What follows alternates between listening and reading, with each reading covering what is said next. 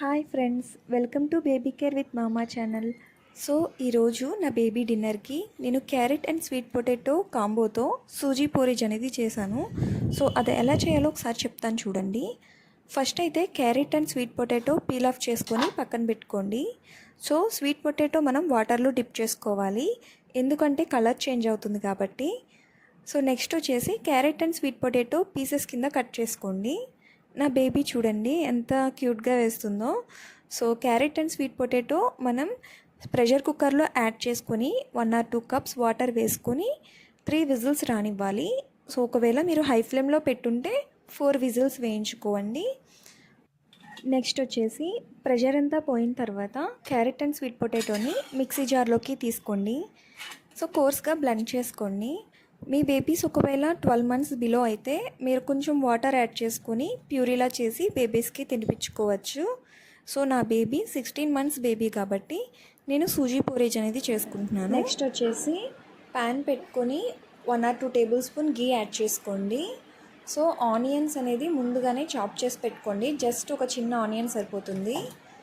So కొంచెం mustard seeds అనేది add చేసుకోండి ఫ్రెండ్స్.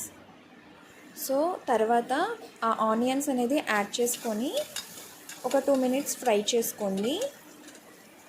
నెక్స్ట్ వచ్చేసి క్యారెట్ పేస్ట్ని యాడ్ చేసుకొని కొంచెం ఫ్రై చేసుకుంటే సరిపోతుంది, ఎక్కువ అక్కర్లేదు. సో ఎందుకంటే మనం already carrot and sweet potato boil చేసుకున్నాం కాబట్టి ఎక్కువగా ఫ్రై చేయాల్సిన అవసరం లేదు. నెక్స్ట్ వచ్చేసి కొంచెం సాల్ట్ అనేది యాడ్ చేసుకోండి. సాల్ట్ ఎక్కువగా వేయకండి ఫ్రెండ్స్, చాలా తక్కువగా యూస్ చేయాలి. స్టిల్ బేబీస్ 1 year దాటిన తర్వాత కూడా కొంచెమే యాడ్ చేసుకోవాల్సి ఉంటుంది.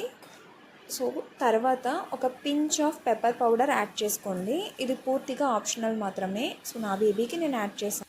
నెక్స్ట్ వచ్చేసి 1 cup వాటర్ యాడ్ చేసుకోండి ఫ్రెండ్స్.